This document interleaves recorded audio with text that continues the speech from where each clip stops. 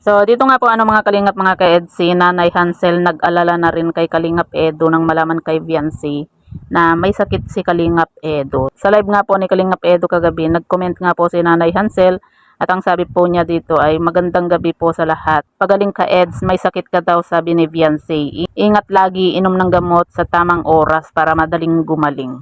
So, yan po yung comment nga po ni Nanay Hansel nga po dito kay Kalingap Edo nung malaman nga po ni Nanay Hansel kay Viancy na may sakit nga po itong si Kalingap Edo. So, yan po mga Kalingap mga ka-edsi. Sa mga bago pa lang po sa ating munting channel, huwag po nating kalimutang suportahan ang ama ng Kalingap, Kuya Val Santos Matubang at Kalingap Rab. At paunawa, panoorin po muna ang full video bago mag-comment para malaman ang nilalaman nito. So, dito nga po mga Kalingap mga ka-edsi. Nakakatuwa lang po dahil nga po sa parang pamilya na rin po nila itong si Kalingap Edo nga po At noon pa man po itong si Kalingap Edo at Nanay Hansel talagang makikita po natin na close na po sila. Kumaga parang tunay na anak na rin po yung turing nga po ni Nanay Hansel dito kay Kalingap Edo.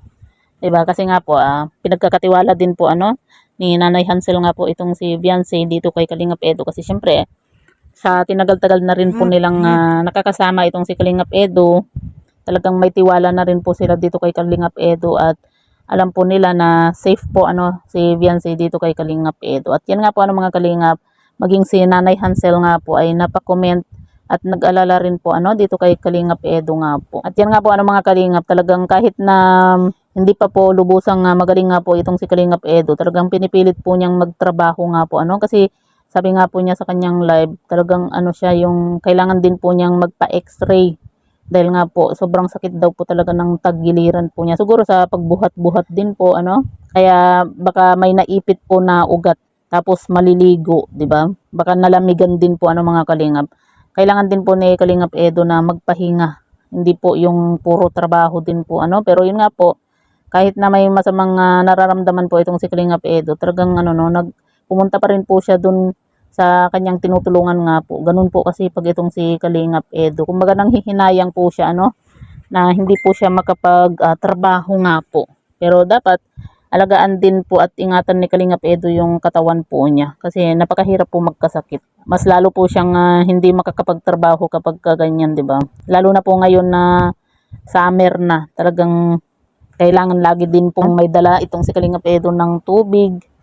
Uminom lagi.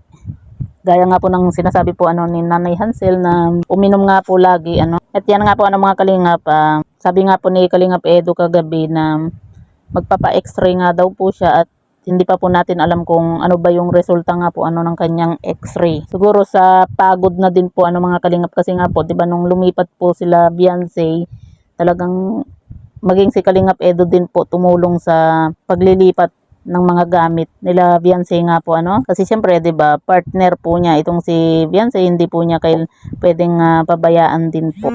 Saka maging sa pag-gym na rin po siguro tapos maliligo. Baka isa rin po yan na dahilan kaya sumasakit yung tagiliran po ni Kalingap Edo nga po mga Kalingap.